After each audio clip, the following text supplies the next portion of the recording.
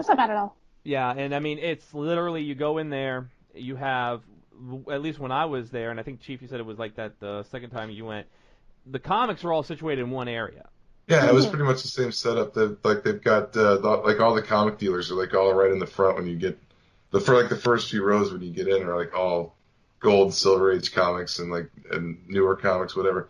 Like all the like comic retailers and stores are all in like one big area, so you don't have to walk around looking for it. And then, of course, there are the video game vendors. So there's video game vendors with classic games. Then you've got your anime vendors, like Funimation's there. Crunchyroll, I think, goes there sometimes. You've got your artist alley, of course. You've got your big all the publishers have all the big publishers, Image, DC, Marvel, they all have their own booths and stuff there. Yeah. Then your big celebrities, like this year, Dave Bautista is going to be there from Guardians of the Galaxy.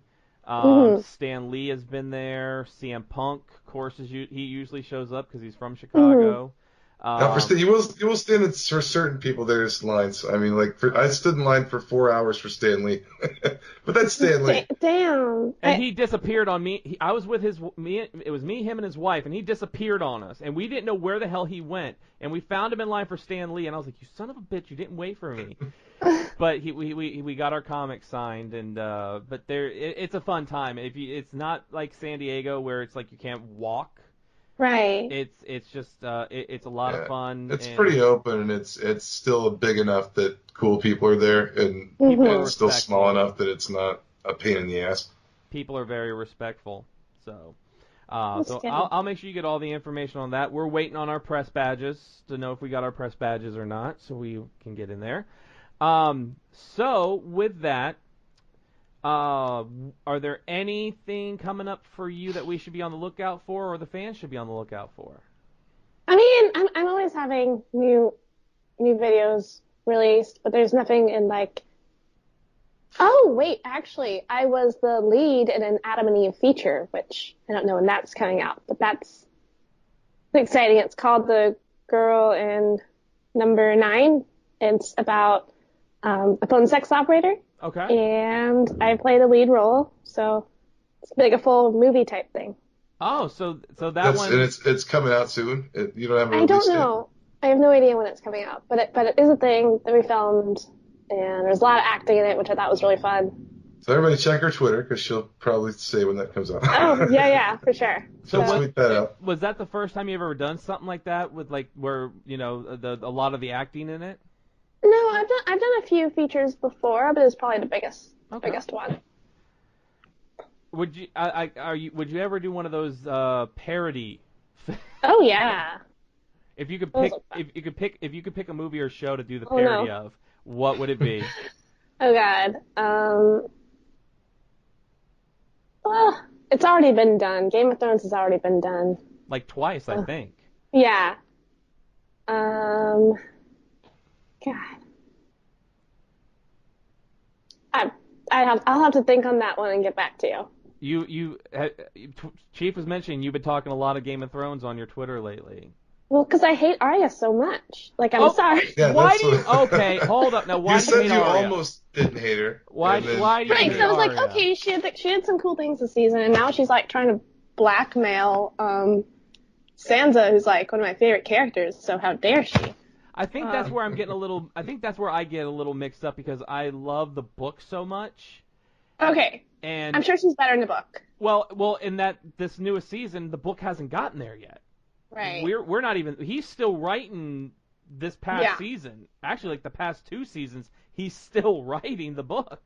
And so Arya is still blinded in over across the water in the books. She's still blinded. She hasn't got her sight back. She hasn't even gone and killed Walder Frey or anything.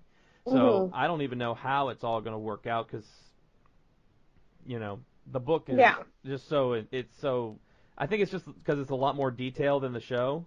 Right. And I do love Maisie Williams. I think she's an amazing actress, and I love seeing how she's grown. I'm sure she is. I'm sure she's a wonderful person, a great actress, but I really don't like her character. She was good on Doctor Who. I never got into that. She was, and I like Sansa, and I'm waiting to see what George R.R. Martin does with Sansa in the books. So I wonder if it's going to be the same. because the show did change a couple things because in the book it Ramsay Bolton didn't violate Sansa in the book.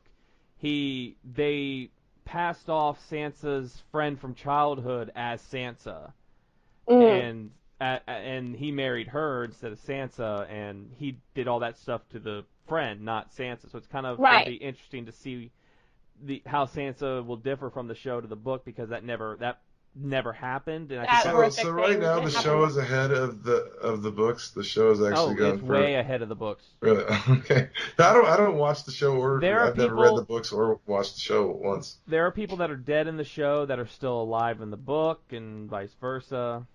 It's it's like it's TV. Mm-hmm. And of course Sansa is Jean Grey, and she's going to be in the new X-Men movie. She was in X-Men Apocalypse. Now she's going to be in the Phoenix one. She is going to become the Phoenix, so that's going to be interesting. So Dolly, tell us all your real social media accounts, not the fake ones. Tell us your real ones. So I basically am just on Twitter and Instagram these days, and Twitter is Miss Dolly Leigh, which is MISSDOLLYLEIGH, because everybody spells the last part wrong. And then Instagram is just Dolly Leigh. So if you see her on Tumblr or Snapchat... Well, I do have a Tumblr, but I'm not that active on it anymore. If you see a Tumblr that is very active... Yeah. It's dollyleigh.net or Dolly Leigh official, because someone took Dolly Leigh after I changed it one time, so...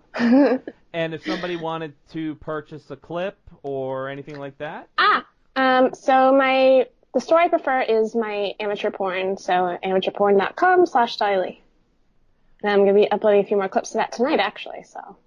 And then you go to AVN Awards and you vote for the best bootay, which is going to be Dolly. We gotta win this for her. We gotta win this for her. Right, because I mean, how cool would it be to have a trophy for my butt? That'd be now. Would it say like I'd be Dolly's butt on the trophy? It'd be like most epic ass on it. I think mine deserves a trophy too. So I agree. Everybody go vote for Dolly. I think there should be a category for most friendly podcasts at the AVNs, and I think we should be nominated for that one. Can you for sure? I'd vote for you. Put a word in for us with them. Dolly, it's always a pleasure to have you on. We're going to have you back on anytime you're home and you want to do a podcast. You just let us know. You have an open invitation. You have an open invitation. Great. Well, thank you.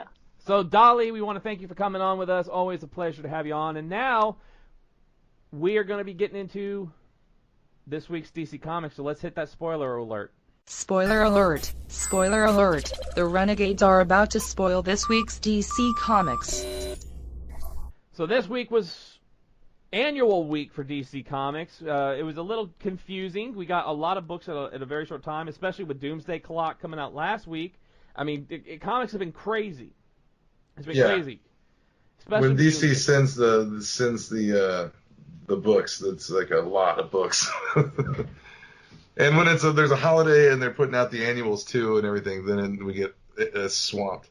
Definitely, I mean, and then, going to my comic book shop and getting my, week's worth of comic books and trying to read through them and knowing how, on some DC Comics I'm backed up on and trying to figure out what I'm backed up on, about what I'm not backed up on, it gets very interesting at times.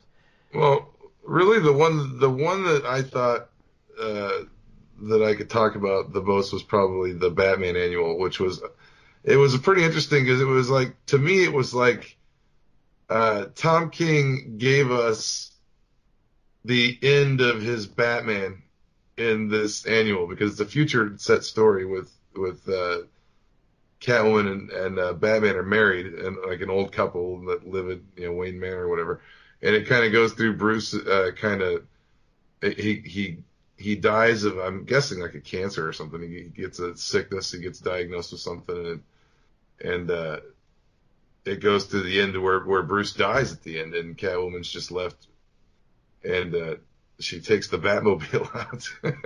But it's kind of cool because it's kind of like Tom King gave us what happens to his Batman in the end, and the end of this, like, the far future. See, and that's kind of like a lot of these, like Aquaman annual comes out this week as well, and I'm skimming through it right now, and it's like, it looks like there's the future. They're in the future for a bit, so kind of like that Batman story where it's like this is the future of Bruce and Catwoman. This is the future of Aquaman and Mera. And it's what's really funny is they're at Crown Spire, which is this floating city for Atlantis, and Superman, Wonder Woman, and Hal Jordan show up to honor their respects to Mera and Aquaman. And it's funny because Superman is like all he's got are like the Reed Richards gray patches on the side of his hair.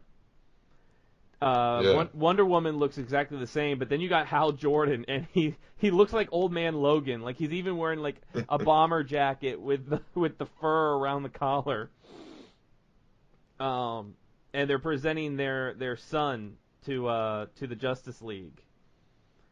So annuals are always interesting because when annuals come out, sometimes they may be in continuity with what's currently going on in the books, or they're out of continuity solo stories. Right. Well, this Batman one has like kind of how, like the first time Selina breaks into Wayne Manor, and there's a part in it where she's breaking in, and like she keeps breaking in night after night into Wayne Manor, and she's telling Bruce it's to make him better. Like she's doing it for his sake to make him better, and he's trying to catch her every night. And she leaves him a mouse when she breaks in. Like she left him a mouse in the seat of the Batmobile, and it kind of it shows them getting together and like talking about how they first met, and he talks about how he remembers that they met on the. I think he says they met on a boat, and she says they met in the street, and they disagree on how they met. And he's like, "Look, I'm the greatest detective I remember. How I met you." Well, this Aquaman story is interesting. So they're presenting their son to Diana and Kal-El, and then these fights break out. All of a sudden, Batman shows up. Because Merc and other Atlanteans had broken out of prison and are attacking. Well, then Batman shows up and is like, "All this isn't real. This is all an illusion. You don't have a son." And they're like, "Yes, we have a son." He's like, "No, you're living a lie. You have no freaking son." And it turns out Aquaman and Mera were like entranced in like this dream state together, thinking they had a son. And Batman's the voice of reason. Of course, because Batman is the voice of reason. Of course. I was wrong. I remember this wrong. At the end of this annual, Catwoman goes down to the Batmobile, and in the Batmobile is a kitten with a note that says, "I love you too, Cat, from the first kiss to the last." And there's a kitten, a black kitten, in the seat of the Batmobile. So evidently, before Bruce died, he had somebody leave her a cat, or he's not dead and has faked his death as an old man, and is now the Dark Knight Returns somewhere. Now, what you also get this week, you get Hal Jordan and the Green Lantern Corps number 33.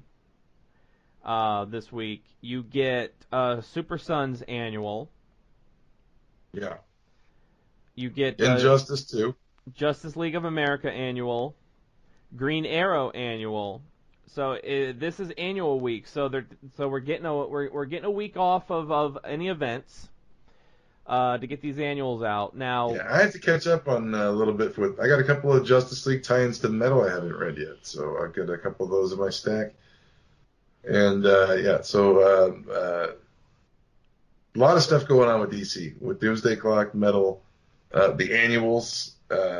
Just tons and tons of stuff. I've got a lot to catch up on. I've got some Justice League Metal tie-ins I got to catch up on. I got to catch up on Hellblazer. I've got to catch up on Titans. So I got to get those caught up on. So a lot of good comic book reading to be done. Chief saw my stack that I showed him that I bought yesterday, and it was a pretty substantial stack. Yeah, it's pretty big. Oh, and for